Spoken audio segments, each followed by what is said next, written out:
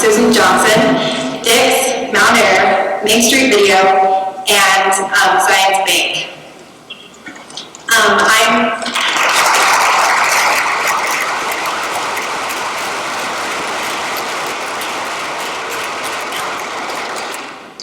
Melanie Goetz, and I was the student body president this year.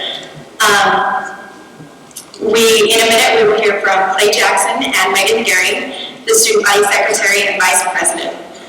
As we were kind of talking about what each of us could speak on tonight, we decided that we would divide it up and each of us would speak on sort of an era of our class. So I will talk about the past of our class, Clay will talk about the present, and Megan will talk about the future. Our class has come a long way together in a very short yet long time. We've had some really great days of our class because we were all so united. And as I started to think about why we were that way, I realized that it was because we've always kind of had to be pretty united, because as a class we've had a lot of challenges that we've come up against. When we were in 6th grade, we lost a classmate, Sarah Wollstonham, to a car accident. And in 7th grade, Tessa Maxwell passed away, and we will be hanging those at the school.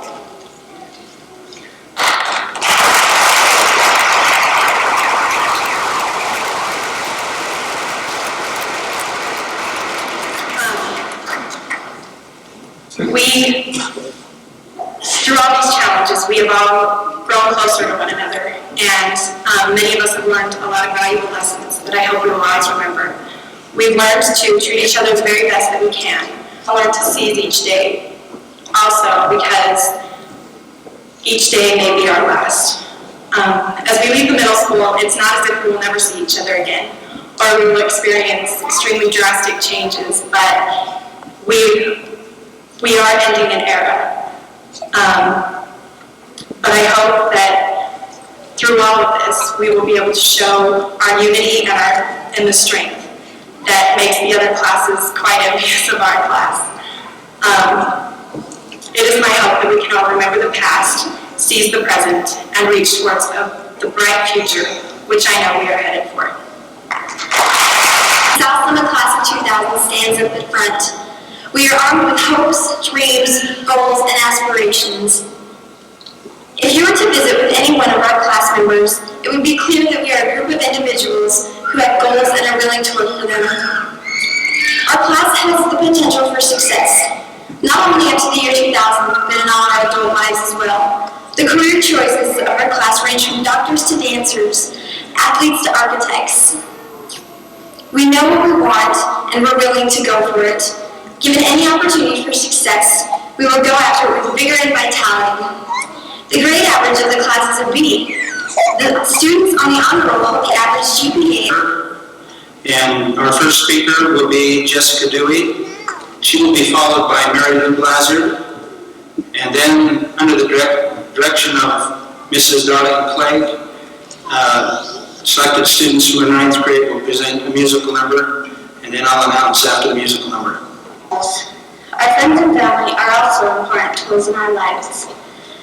But unlike the sculptor, we do not know what the end of his accomplishments was the best. He promptly answered, the next. The best accomplishments in our lives are still to come.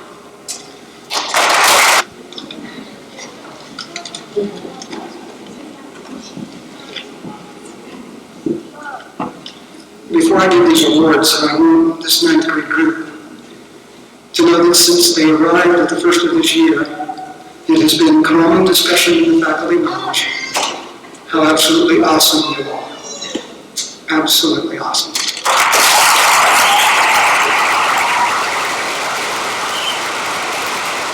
And I would like to share it with you. It's called the race. Quit. Give up your beating. They shout at me and plead. There's just too much against you now. This time you can't succeed. And as I start to hang my head in front of failure's face, my devil will fall is broken by the memory of the race. And hope refills my weakened will as I recall the scene, for just the thought of that short race rejuvenates my being. A children's race, young boys, young men. Now I remember well, excitement sure, but also fear. It wasn't hard to tell. They all lined up so full of hope, each thought to win the race, or tie for first, or if not that, at least take second place. And fathers watched from off the side, each cheering for his son, and each boy hoped to show his dad that he should be the one. The whistle blew, off they went. Young hearts and hopes afire to win, to be the hero there, was each boy's young desire. And one boy in particular, whose dad was in the crowd, was running near the lead and thought, my dad will be so proud. But as they speeded downhill across a shallow dip, the little boy who thought to win lost his step and slipped. Trying hard to catch himself, his hands flew out to brace, and amid the laughter of the crowd, he fell flat on his face. So down he fell, and with him hope, he could not win it now. Embarrassed and sad, he only wished to disappear somehow. But as he fell, his dad stood up and showed his anxious face, which to the boy so clearly said, get up and win the race. He quickly rose, no damage done, behind a bit, that's all, and ran so anxious to restore him, and ran with all his mind and might to catch up for his fall. So anxious to restore himself, to catch up and to win, his mind went faster than his legs. He slipped and fell again. He wished then he had quit before, with only one disgrace. I'm hopeless as a runner now, I shouldn't try to race. But in the laughing crowd he searched and found his father's face, that steady look that said again, get up and win the race. So he jumped up to try again, 10 yards behind the last. If I'm to gain those yards, he thought, I've got to move real fast. Exuding everything he had, he regained 8 or 10, but trying so hard to catch the lead, he slipped and fell again. Defeat. He lay there silently, a tear dropped from his eye. There's no such running anymore, 3 strikes, I'm out, or try. The will to rise had disappeared, all hope had fled away. So far behind, so error-prone, closer all the way. I've lost, so what's the use, he thought. I'll live with my disgrace. But then he thought about his dad, who soon he'd have to face. Get up, an echo sounded low. Get up and take your place. You were not meant for failure here. Get up and win the race. With borrowed will, get up, it said. You haven't lost at all. For winning is no more than this, to rise each time you fall. So up he rose, to run once more, and with a new commit, he resolved that win or lose, at least he would not quit. So far behind the others now, the most he'd ever been, still he'd have to give it all he had, and run as though to win. 3 times he fell, stumbling. 3 times he rose again. So far behind, to hope to win, he'd still run to the end.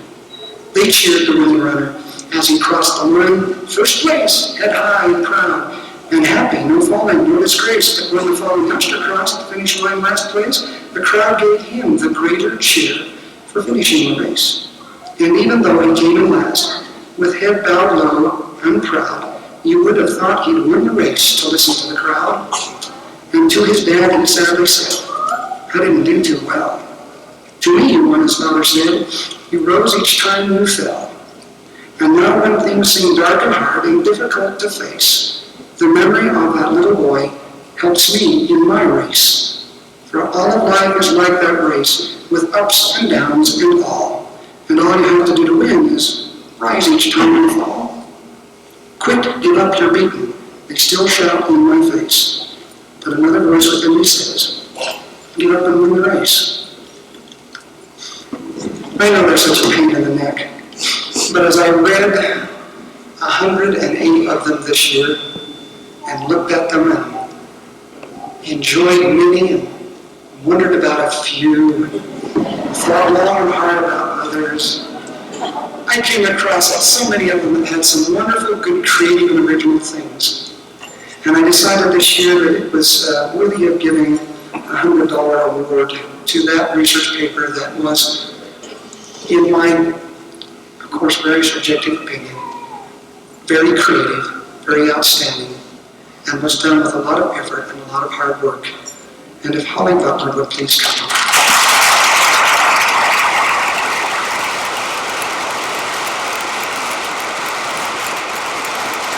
It was called Steak, Salad, and Chocolate Mousse.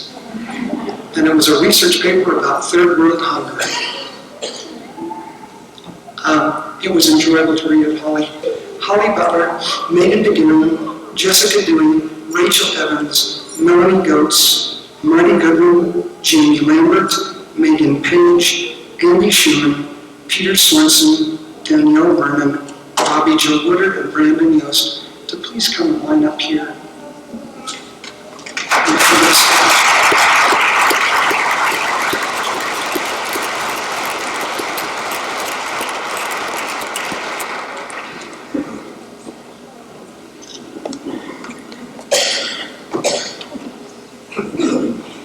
We can't leave Slick Nick out here. This group of young people that you see on the stage took on a journey this year. It was an interesting journey. It was a new adventure for all of us. And they didn't know how many times they'd hit the bottom of that hill and slip and fall, and a few times they fell, and we all sometimes fell on our faces. But this is the student court from this past year, 96, 97. At the first of the year, they had great concerns. Can we call parents and tell them that their son or daughter has been subpoenaed to the student court? And I can remember the absolute fear as they walked into the faculty lounge the first time and picked up that phone to dial a parent. And I mean, that's scary. They've gone this whole year contacting parents, loving kids, sharing their concern for the school, and deciding that they were going to make a difference. They did court cases, which sometimes they did not enjoy, and sometimes were very hard to do because they had to try to bring out the truth the best they could, and then they had to try to make judgments. It was very tough, a major difference. I hope it's made somewhat of a difference in your lives, so that you understand that all it takes is one person to make just an effort. You don't have to be tall, dark skinned, and wear a diaper and live in India.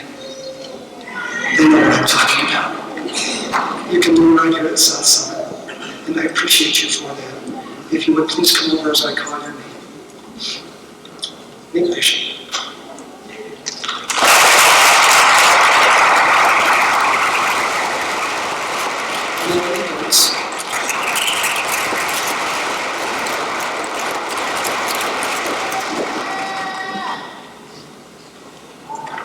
And Eva Strong.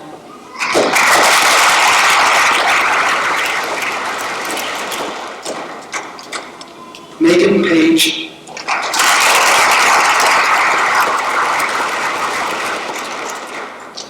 Megan will hate me for this, but the energy that she has displayed this year, if captured in the one machine, it would be the true perpetual motion machine.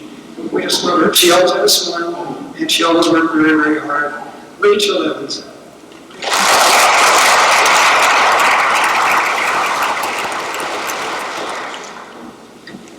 Stephanie Bigelow.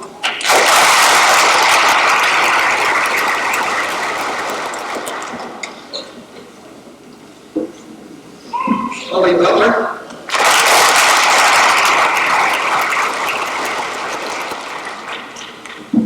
Megan DeGuin.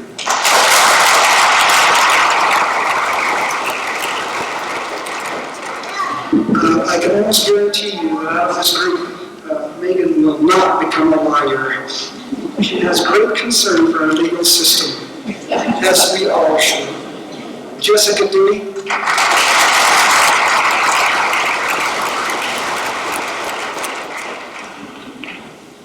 We can always rely on this person to tell it like it is, and to be honest and be straightforward, and to give us insight that probably we wouldn't have thought about. Appreciate you, Mark.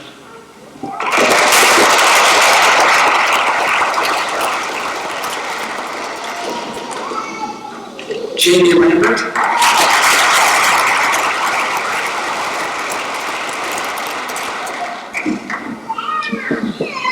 Peter Sorensen.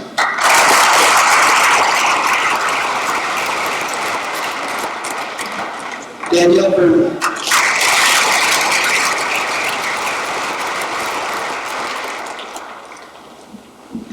Bobby Joe Wood, himself, please, not another cake.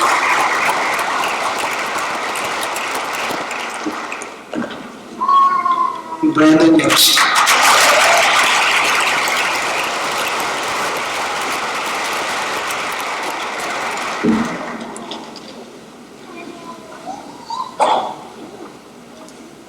Yost.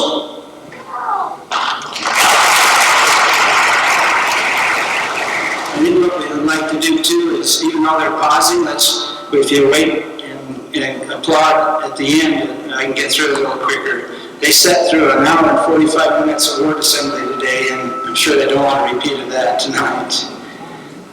They were pretty good, for the most part.